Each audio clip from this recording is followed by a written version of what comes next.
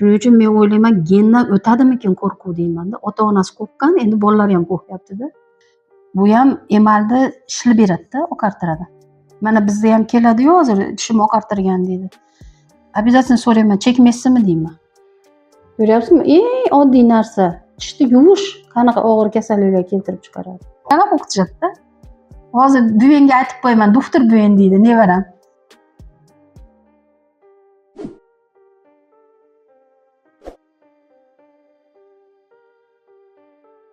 Assalomu alaykum aziz yurtdoshlar.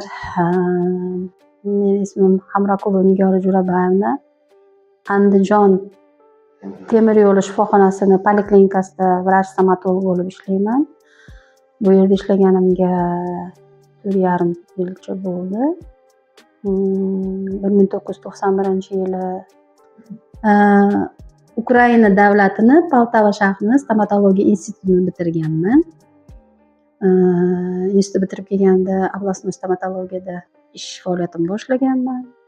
Keyinchalik 5-poliklinikada, keyinchalik xususiy klinikalarda faoliyat olib borganman.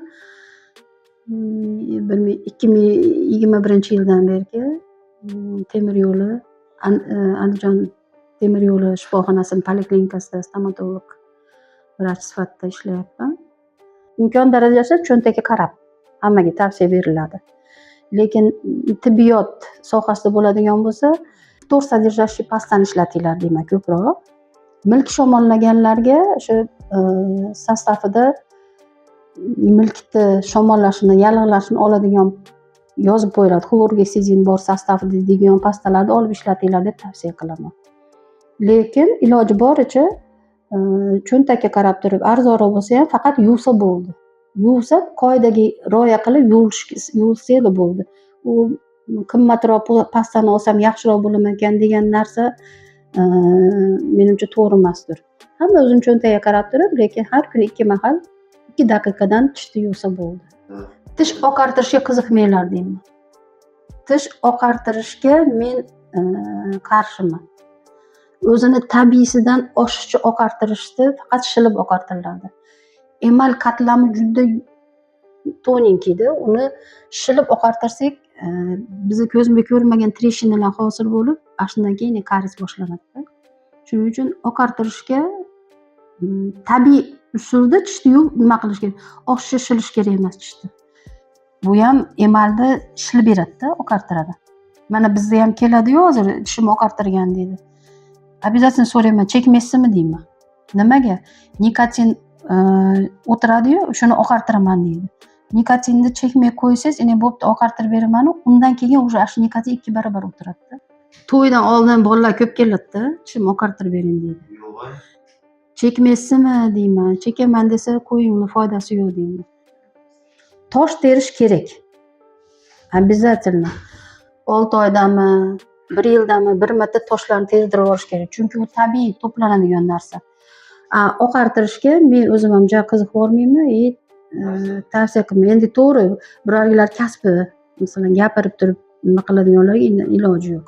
Yo bo'lmasa marosimlar, to'ylar, tug'ilgan kun shunaqalarga bir martaga bo'laveradi, lekin oqartirishga juda nima yo'q. Toshni lekin terish kerak. Chunki milkda to'plangan tosh kasallikni keltirib chiqaradi. Birinchi gingivit bo'ladi, keyin parodontit bo'ladi, keyin parodontoz bo'ladi. Parodontozda keyin tish qimirlab qo'lingizga tushadi. Ko'ryapsizmi? Eng oddiy narsa. Tishni yuvish qanaqa og'ir kasalliklar keltirib chiqaradi. Opaga mana ko'rg'izlar tish doktoridan qo'rqadi. Nima sababdan qo'rqadi shuni ham gapirdi. Voy, men uni unaqaga gapirsam, unda haligi polchiga o'xshab qolaman-da. Men bu narsani juda ko'p o'ylayman-da. Mana hozir og'risiz qilamiz, lekin mana 2000-yildan keyingi tug'ilgan bolalar ham qo'rqadi. Hatto ular tug'ilgandan beri stomatologiya rivojlanib ketgan-a. Lekin qo'rquv bor. Men o'zim o'ylayman-da, menimcha ota-onalarini nima desam bo'ladi? Qo'rqqanu ota-onalari tish doktoriga gendan o'tganmikin deyman-da bolalariga ham. Shuna deb tasavvur qilaman.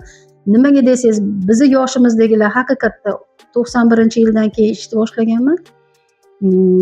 U paytlarda hali qaynatilgan shpritslarni ishlatardik. o'zim ham qilardim. G'ort etib haligi qaynatilavergandan zanglagan ninalarda g'ort etib kirardi, joni og'rirdi. Hozirgi zamonda kuchli bo'lib ketgan-u, вообще ukol qilsak ham sezmaydi, lekin qo'rquv bor. Shuning uchun men o'ylayman, gendan o'tadimikin qo'rquv deyman-da. Ota-onasi qo'rqqan, endi bolalar ham qo'rqyapti-da. To'g'rimi? Endi bizni o'zimiz xalqimiz ham anaqamiz, hozir doktorga boraman deb bolani qo'rqitib qo'yamiz. Gapimga kirmasa endi doktorga boramiz desak, hali bola уже doktor nimaligini bilmasdan turib qo'rqadi-da. Hali lo'lini nimaligini bilmasdan turib qo'rqqandek, doktorni ham nimaligini bilmasdan keyin qo'rqadi-da. Endi ona doktor desa, "Voy" deb qochib ketishadi. Men bilan ham qo'rqitishadi-da. Hozir buvangga aytib qo'yaman, doktor buvang deydi nevaram. Ana, hozirdan mendan qo'rqadi. Ana uchun gendan o'tgan deb o'ylayman, endi boshqa nimasi yo'q-da. Chunki hozirgi zamon stomatologiyasi rivojlanib ketgan, og'riqsiz bo'ladi hamma narsa. Odamlarda qo'rquv bor. Xatoligini tushuntirganingiz bilan ular bilan psixolog ishlash kerak-da. Men emas. Mendan qo'rqishadi, o'ziga jalb qilib olyapti deydi. Psixologlar ular miyasini tozalash kerak. Hattoki mana homilador bo'lishdan oldin ham ayollar bo'lishdan oldin kelib tishlarni ko'rsatib, agar kasal tishlar bo'lsa davolanib, ini farzand ko'rishga harakat qilish kerak-da. Biznikilar nima qiladi? Voy bo'pti deb turib, tishim og'riyapti deb keladi. U bolaga ham ketadi, u infeksiya. Kavay tishi bilan yuraveradi. Nonni chaynab bolasini og'ziga tiqadi. Shu og'zidagi kasal tishlari bilan tishlab turib bolasiga yediradi, to'g'rimi? Bir-birimizga yuqtiraveramiz kasallarimizni. Shuni e'tiborga olinmaydi. Ukrainada o'qiganman-ku. Детский stomatologiya praktikaga borardik. Onalari bolalari bilan mana gaplashib, bemalol hali nima aytgan-u, kirishadi, "Mama, это что такое?" Enaqa nima deb hali bolalar qo'rqmasdan kiradi. Shu davrda ham. Haligi bolalar bilan chiroyli gaplashadi, tushuntiradi, hamma yo'q tushuntiradi. Ona tushuntiradi, keyin vrach tushuntiradi. Hali bola tek o'tiradi, qildirib ketadi. Biz детский stomatologiyaga borib ko'ringchi. U baqir-chaqir, deb ana qilishadi. Chunki uyda onani o'zini navasi yo'q. Tushunchasi yo'q. Bolaga ham bermaydi. Kelib lekin doktordan talab qiladi. U gapga kirmaydigan bolani u doktor qana nima qiladi? Endi xohlasangiz, xohlamasangiz bir narsasi noto'g'ri bo'lib ketadimi, qo'pollik bo'ladimi, bolani tishi og'riydimi? Ana yana qo'rquv, katta bo'lganda yana qo'rqadi. Odamlarimiz o'zini tibbiyotga bo'lgan saviyasi nisbatan pastroq. Oddiy misol aytyapman-ku, homilador bo'lishdan oldin ham kelib ko'rinadi ruslar. O'zbeklarimiz kelmaydi. Bolalarni olib kelib ko'rsatadi. Men aytman, ko'p bo'ldimki, mana hali Alesiyachi o'g'li bor Pashani. Shu maktabda yoshda menga olib kelaveradi. Yomonisi yaxshi ekan, qilmaymiz deb. Biz boshqalar olib kelmaydi-da. Mana shunaqa narsalarni ham gapirib yuborgim keladi, keyin astag'firulloh deyman. Bu narsani endi gapirib bo'lmaydi. O'rislar o'zini yaxshi ko'radi-da. Shu doim o'ziga e'tibor berib, hattoki pul olsa ham oyligini buni tishimga yo bo'lmasa buni nimamga ajratadi. Biz yo'q qurilish qilamiz, to'y qilamiz, falon qilamiz deb bu yoqqa qilamiz. Sog'lik keyingi darajada. Ruslarda birinchi daraja. Mana o'ris kampirlar ham keladi-yu. Откладывала на зубы deydi.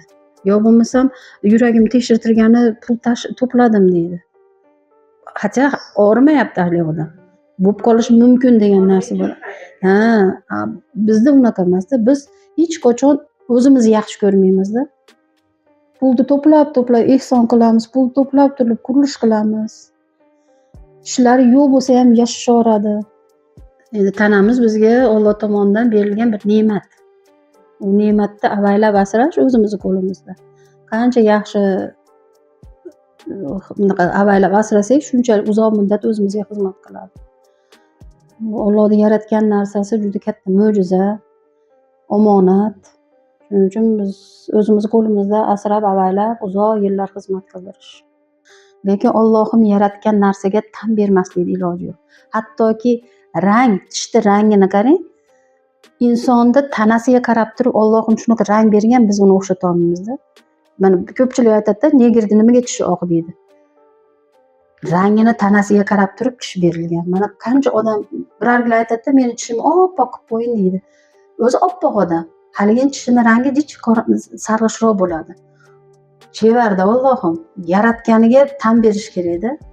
Hamma o'rnida hali xolini xoliga, gulini guliga qilib qo'yganda biz qila olmaymiz u narsani. hali birarlar aytadi-da, davolab qo'yganning garantiyasi qancha deydi. Endi Xudo xohlasa yaxshi xizmat qiladi.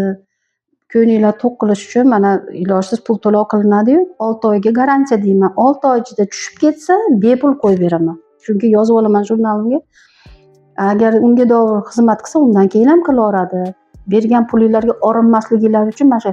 Lekin men garantiya degan so'zini nimaga yomon ko'raman? Men haligi o'zimga ishongan bo'lib qolaman-da. Men bitta ojiz bandaman. Allohning yaratgan tishini yomon qilib yuboryapsizlar, meni plombam yerda qachon yomon bo'ladi, to'g'rimi? Nima deyman? Shu garantiya so'zini ham yomon ko'raman. Chunki hech kimga kafolat bera olmaydi. Bunaqa chiqib nima bo'lishimizni Allohdan boshqa hech kim bilmaydi.